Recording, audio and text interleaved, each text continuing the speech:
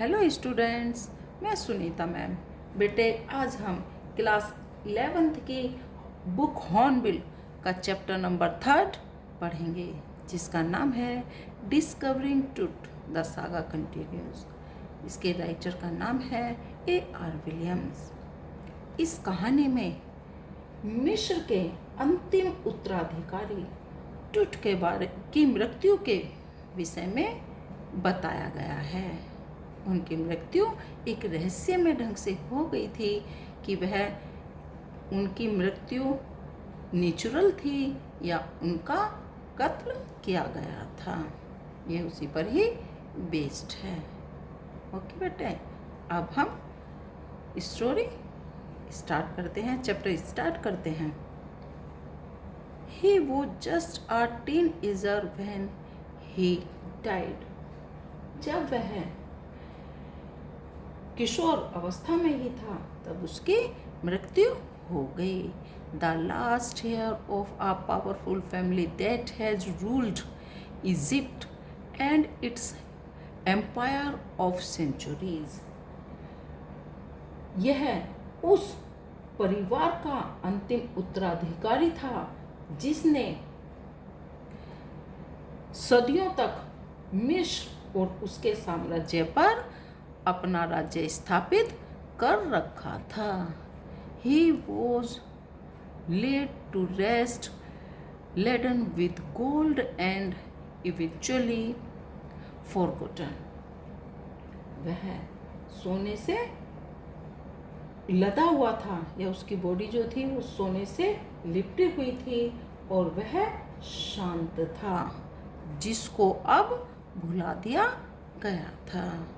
Since the discovery of his tomb in 1922, 1922 में उसकी खोज से लेकर the modern world has speculated about what happened to him. 1922 में उसकी खोज से लेकर अब आधुनिक वर्ड संसार में इस बात का अनुमान लगाया जा रहा है, with murder being the most extreme possibility, कि उसे क्या हुआ था। उसके लिए सबसे ज़्यादा संभावना उसके मर्डर की थी या कत्ल की थी, कि उसका कत्ल किया गया था। नाउ अब living his tomb for the first time in almost 80 years. अब 80 साल living is टूम of the first time, अब पहली बार उसके 80 साल की उम्र के बाद पहली बार टूट has undergone a CT scan that offers new clues about his life and death and provides precious data for an accurate forensic reconstructions of the boy's Farah. अब उसकी कब्र को,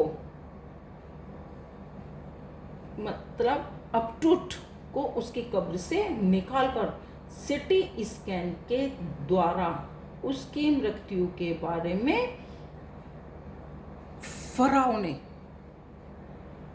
उसकी मृत्यु के बारे में सही या वैज्ञानिक तरीके से सही आंकड़े उपलब्ध करवाना है।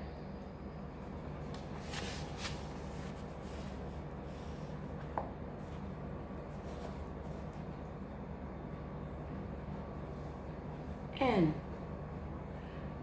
angry wind stirred up ghostly dust defiles, and King's Tooth was taken from his resting place in the ancient Egyptian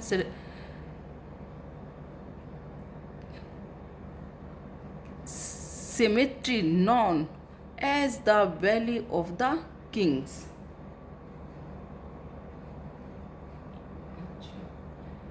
एक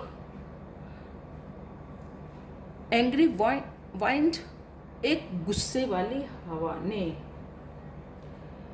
धूल के डस्ट डेविल्स, धूल के राक्षस को झकझोर दिया था कि जब राजा तुत को राजाओं की घाटी नामक प्राचीन कब्रिस्तान में उसको आराम करने की जगह से, मतलब जहां उसको दफनाया गया था, उसे वहां से निकाला जा रहा था। Dark बिलाइड clouds had scudded across the desert sky all day and now were veiling the stars in cascade grey। और वह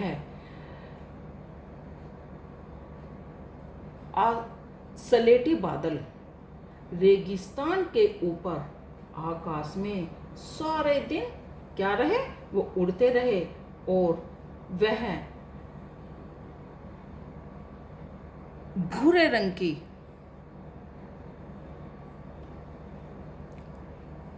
और भूरे रंग के टोकरी में तारों को ढक रहे थे। It was 6 PM on 5 January 2005।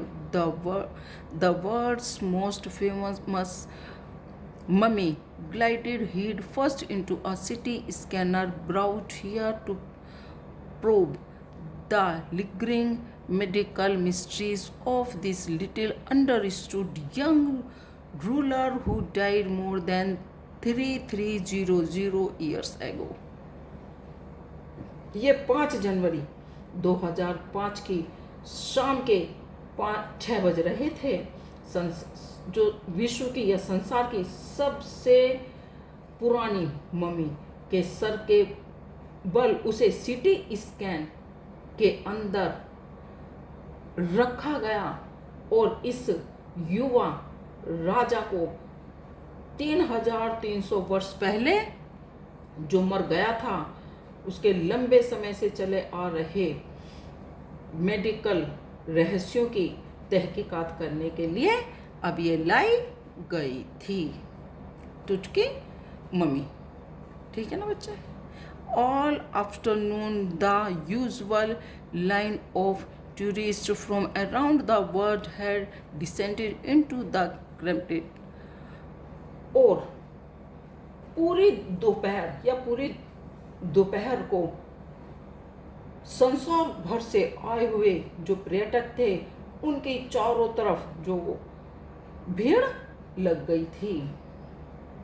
Rock cut Tom some 26 feet underground to pay their respects, जो 26 फुट गहरा था और अपनी श्रद्धा व्यक्त करने के लिए वहां पर चारों तरफ जो भीड़ थी वो इकट्ठी हो गई थी उस पत्थर को तराशकर बनाए गए मकबरे के। ओके बच्चे। They gazed to the murals on the walls of the burial chamber and peered at Tut's gilded face। वे जहाँ पर दफनाते हैं उसकी दीवार पर बनी हुई तस्वीरों को देखते थे और तुत ने जो उसके ऊपर सोना चढ़ा हुआ था उसके चेहरे पर उसको झांक कर देखते थे। The most striking features of his mummy shaped after coffin lid, जो उसके ताबूत के ढक्कन पर बना हुआ था, जो उसकी मम्मी का सबसे आकर्षित कर देने वाला हिस्सा था। Some visitors reads from guide books in a whisper, others stood silently, perhaps pondering Tut's untimely death in his late teens, or wondering with a shiver if the Farian's cursed death or mischief of misfortune falling upon those who disturbed him was really true.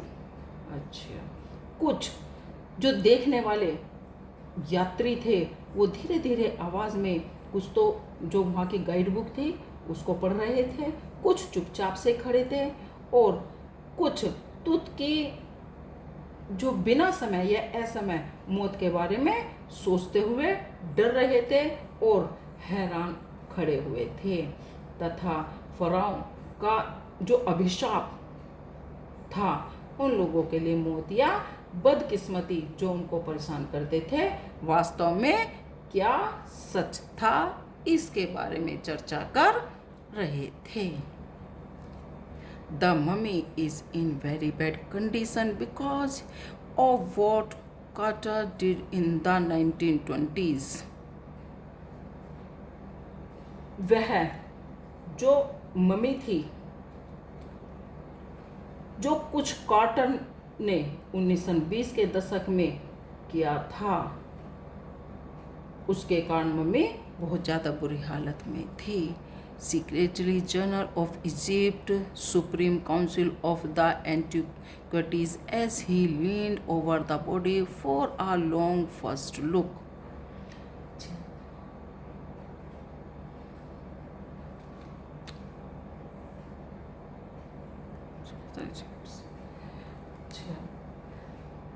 Secretary general of Egypt जो supreme council of antiquities ने जैसे ही वह एक लंबी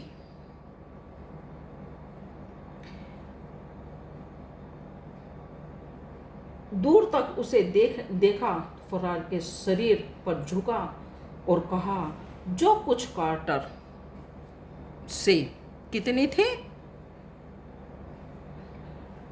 1920 के दशक या 1920 के दशक में क्या उसके कारण मम्मी की बहुत ज़्यादा बुरी हालत थी। Carter Howard Carter, that is, was the British archaeologist who in 1920 discovered Tut's tomb after years of futile searching. जो कार्टर हॉवर्ड कार्टर जो ब्रिटिश पुरातत्ववेत्ता था, पुरातत्ववेत्ता होते हैं जो पुराने इतिहासकार जो उसके बारे में रिसर्च करते हैं, पुरानी चीज़ों के बारे में इतिहास का पुरातत्ववेत्ता था जिसने वर्षों की व्यर्थ खोज के बाद तुत के मकबरे को खोजा था। It's contents though hastily ransacked in antiquity were surprisingly complete. जिसके अंदर की वस्तुएं यद्यपि जल्दबाजी में पुराने समय में लूटी गई थी पर हैरानी की बात है कि वह अपने पूर्ण रूप में थी। They remain the richest royal collection ever found and have become part of the pharaoh's legend. ये जो वस्तुएं थी ये आज तक की सबसे ज़्यादा बहुमूल्य शाही वस्तुओं का एक इकट्ठी थी और वे फराओं की कहानी का एक हिस्सा बन चुकी थी। Stunning outfits in gold, सोने के खनखनाते हुए गहने, their eternal brilliance meant in guarantee resurrections caused a sensation at the time of the discovery and still get the most attention. उनकी हमेशा बने रहने वाली चमक जो पहले या पिछले जन्म की गारंटी थी खोज के समय में एक क्या थी सनसनी थी। But Tut was also buried with everyday things he had won in the afterlife, board games, a bronze rosary lying under garments, cases of food and wines. लेकिन तुत को भी रोजाना काम करने काम में आने वाली जो चीज़ें थी, जिसकी उसे मौत के बाद अधिक जरूरत पड़ती, उसके साथ उसे दफनाया गया था। वे क्या क्या चीज़ें थे? बोर्ड गेम्स,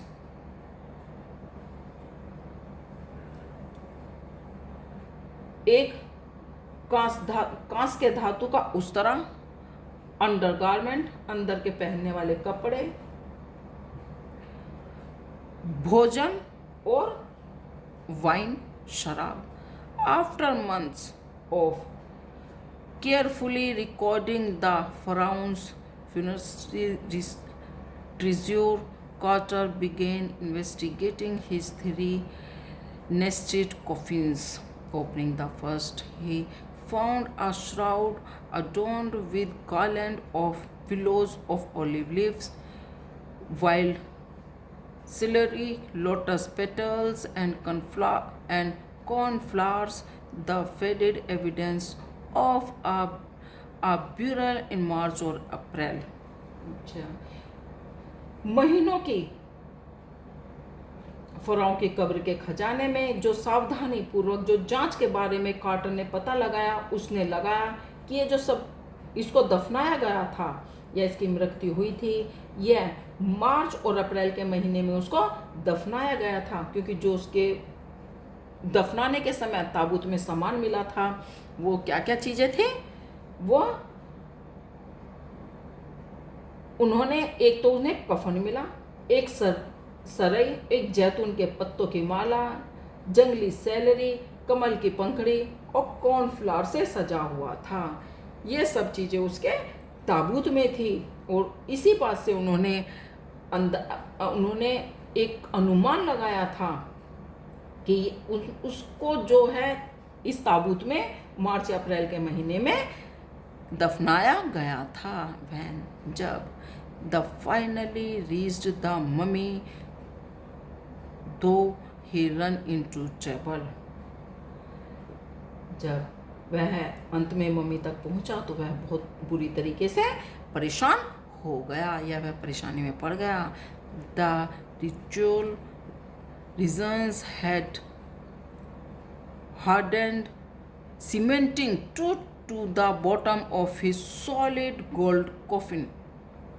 अच्छा, जो उसको एक ताबूत में रखा गया था, उसे एक गोंद से, उनके एक पारंपरिक गोंद थी, उससे चिपकाया गया था, जो पूरी तरीके से सूख गई थी, और तुत जो एक ठोस सोने के ताबूत की नीचे के हिस्से में, बॉटम में एक सख्ती से उसकी जो बॉडी थी उस पर चिपक गया था। No amounts of legitimate force could move them, Carter wrote later, what was to be done. अब किसी भी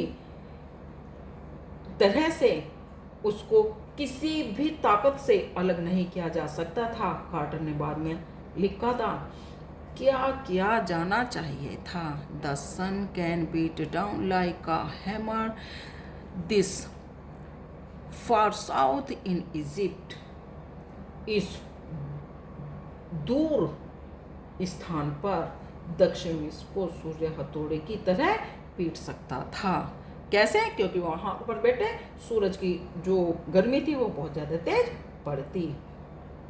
and Carter try to use it to loosen the resins, और कार्टर ने इसका जो सूरज की रोशनी का जो प्रयोग था वो गोंद को हल्का करने में या ढीला करने के लिए किया। For several hours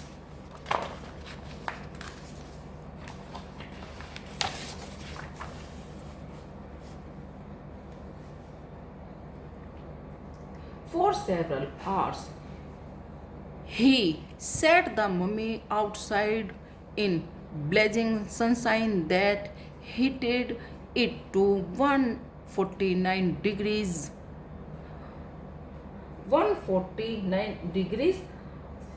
Fahrenheit। कुछ घंटों के लिए उसने मम्मी को बाहर तेज धूप में रखा, जिससे मम्मी को कितनी डिग्री फ़ारेनहाइट पर रखा गया? 149 डिग्री फ़ारेनहाइट पर गर्मी में रखा गया। नथिंग बर्ड्स, लेकिन फिर भी कुछ भी उससे कोई प्रभाव नहीं पड़ा। The reported with scientific detachment that the consolidated material had to be the shelved away from beneath the limbs and trunks before it was possible to raise the king's remains।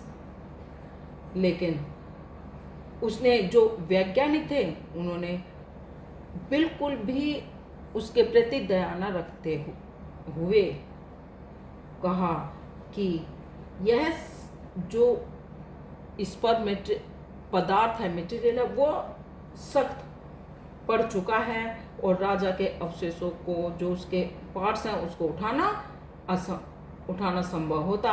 अंगों के नीचे से छेनी से छीलकर उसको हटाना पड़ेगा। In the defence Carter really had little choice. अपने बचाव में कॉटन के पास केवल एक भी विकल्प नहीं था। इफ यदि he hadn't cut the mummy free, thieves most certainly would have circumvented with guards and ripped it apart of remove the gold। यदि वह मम्मी को काटकर वहां से अलग नहीं करता तो चोर जरूर उसके जो गार्ड थे, सुरक्षाकर्मी थे, उनको धोखा देते हुए वहां से उसके शरीर के ऊपर से सोना उतार कर जरूर ले जा चुके होते।